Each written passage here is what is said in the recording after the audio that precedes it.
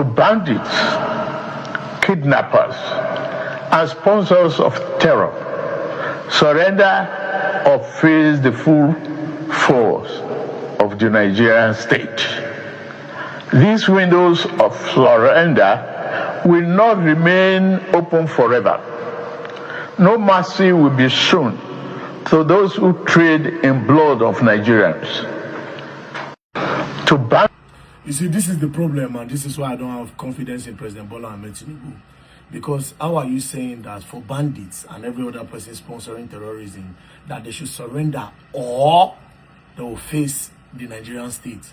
So pending when they decide to surrender, they can continue to kidnap, they can continue to kill, they can continue to rape our women, they can continue to keep kidnapping our children from schools.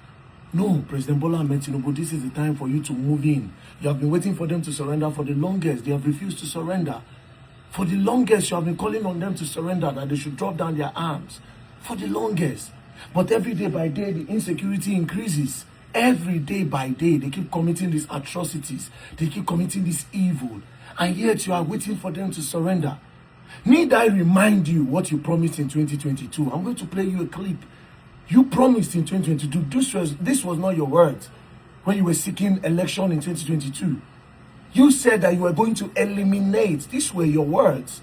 And thank God, it's from your own channel, TVC. So I'll play everything down to when you started speaking. Begin from Kaduna State, where the presidential candidate of the All Progressives Congress, Bola Tinubu, has promised to eliminate kidnappers and other troublemakers terrorizing Kaduna State in the northwestern region of the country. Asiwaju Tinubu, who gave this assurance during the APC's Northwest presidential campaign rally held in Kaduna on Tuesday, told the crowd of APC supporters that he will bring an end to the security challenges in the state.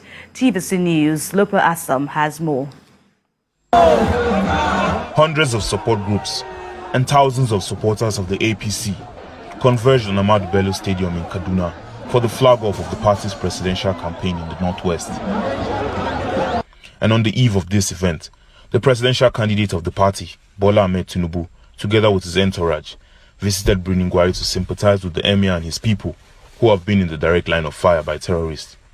And there he donated 50 million naira to the families of the victims. His arrival at the Ahmadu Bello Stadium on Tuesday signaled the beginning of the presidential campaign in Kaduna. And together with his entourage, Asiwaju Tinubu immediately went round the arena, waving at the mammoth crowd. Also at the campaign rally was his running mate, Senator Kashim Shettima, as well as the governors of Kano, Kebbi, Jigawa, Plateau and Borno states, with party members from their various states. And while addressing the crowd, Bola Tinubu assured them of his commitment to create jobs for the youths, improve agriculture, and bring socio-economic developments if voted into power. The region has been the most hit by terrorists in recent times, and Bola Tinubu promises to effectively tackle those troubling the region when elected president. All those troublemakers, violent kidnappers, killers, all troublemakers of Kaduna, I assure you, we will eliminate them. El-Rufai has done a good job. Go around Kaduna, you see how organized, how clean, and he has moved the internally generated revenue up. The host governor, Nasir El-Rufai, is pleased with the overwhelming support shown to Asiwaju, and is also convinced that the party will emerge victorious in the zone because of its numerical strength. What we have seen here, we are satisfied. Northwest has done well, Kaduna has done well. We've set a new standard. And I'm very grateful to all of you. Several Northerners have voiced their appreciation of Bola Tinubu for the support which they say he has given to the North since. So when are you going to start eliminating them? You said you would eliminate them. Now, this one you said in Kaduna, you also repeated this thing in Abuja. You also repeated it in Lagos. So at what point do you start eliminating them? Because while you are waiting and you are giving them time, that they don't surrender, that you are going to, no. Before yesterday, a principal in Kogi State was killed.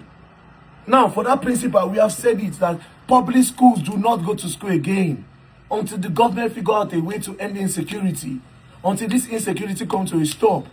Public schools are no longer safe. Now you don't go now, they don't unalive you, which is quite unfortunate. Nobody deserves that. Children see they side bush, you still get mind, they go open school. For what?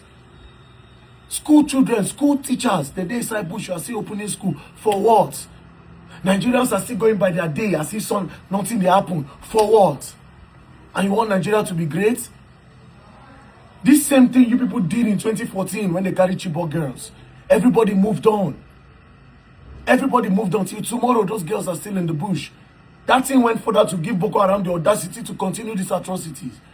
That's why in this one we should not move on. There's little one person can do. How many shout and won't shout? That's why they call on all Nigerians. I say this particular one, we should not move on until they bring back those children and those teachers. And as for President Bola Ahmed Tinubu, for how long are you expected to wait for them to surrender? And if they don't surrender, when are you expected to move into the bushes? Because you did not give them an ultimatum. You did not even say, okay, I'm giving you people 3 days to surrender. If you don't surrender, we are moving in hard. And we are going to bring you people down. We are going to do this, do this. No, there's no threat.